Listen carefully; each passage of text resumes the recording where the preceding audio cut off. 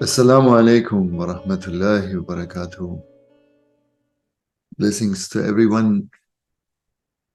First, we want to say MAWLID MUBARAK, as it is the birthday of our beloved Prophet, Sayyidina Muhammad sallallahu alaihi wasallam, and we are very happy to celebrate this day. It's a blessed day, even for people who are not in this path or in these beliefs. Every birthday of a blessed person is a blessing for every one of us. So don't feel intimidated by it, but it is a blessing for everyone. So there has been coming several times questions about education, how parents should educate their children. And in our tradition, this is, of course, a big part and an important, very important subject. And it starts, like everything, by ourselves. Self-education is the first thing we need to practice, because children look to their parents and they imitate, they follow. Yeah. And the clearer you are in your own practicing, in your own way, in your own spiritual path, yeah, the more home and the more secure the children feel. Yeah. Because children have not the need to be taught tolerance or vastness or love or kindness, because they still have that so much in them. What they actually looking for is limitation, is orientation. Yeah. And the first system is the family system. And there is nothing to criticize if a family teaches their children according to their own beliefs, no matter how limited they are or not. It is not on us to judge that, first of all, to teach them the love to the country, to teach them the respect to the elders, to teach them thankfulness. And you find those aspects in every culture, actually. So, whatever is your belief, or let's say you are following the Sufi tradition, the Islamic tradition, then there is nothing wrong to teach your children the prayers. If you pray yourself, there is nothing wrong to talk about the Prophet, peace be upon him. There is nothing wrong to tell stories from that tradition. And when you will look in the stories that we have, you find that they are very kind stories and very wise stories. And Einstein said, if you want to make your child intelligent, then read stories to them. And if you want to make your child very intelligent, read more stories to them.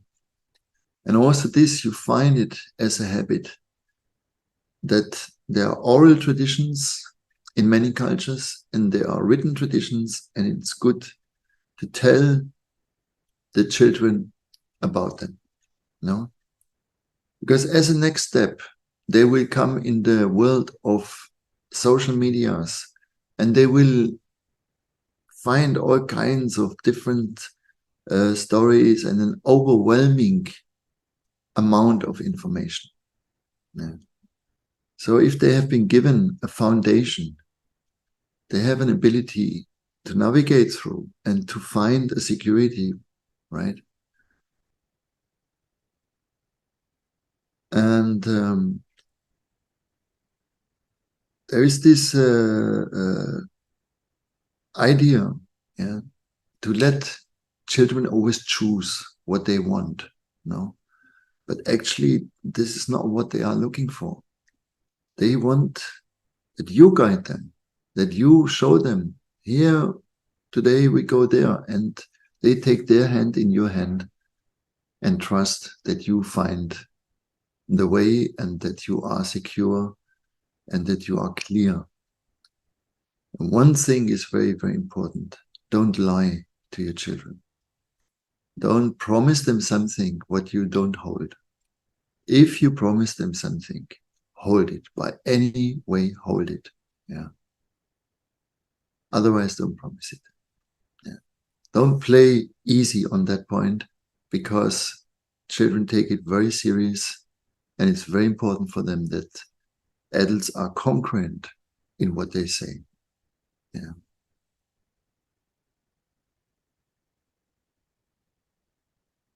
And the more love they find in the family, the more rest they find, the more strength they find, the more happy they are, right?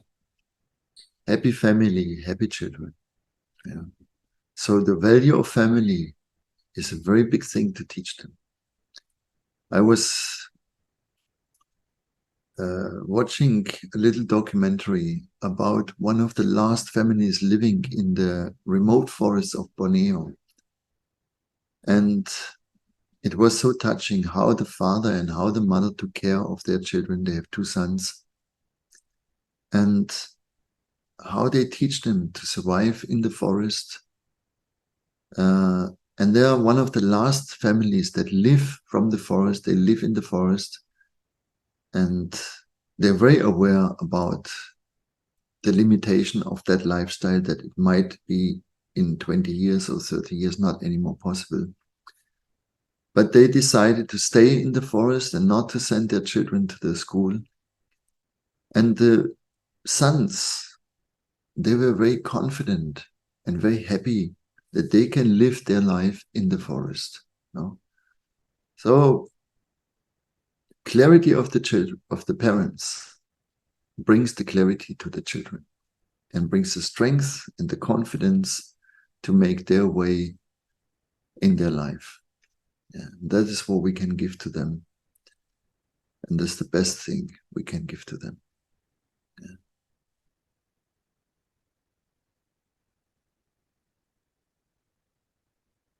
So may Allah bless all of you and bless your families, bless your children, especially on this day. And those of you who are in this tradition, make it a happy day for your children. Yeah. Show them that we love that person, that prophet so much, yeah, because he's such an excellence, an example of excellence, you know, for us. And those of you who have met him maybe in dream or in other ways, you understand what a blessing he is. So thank you very much for your patience and time, and hear you soon again.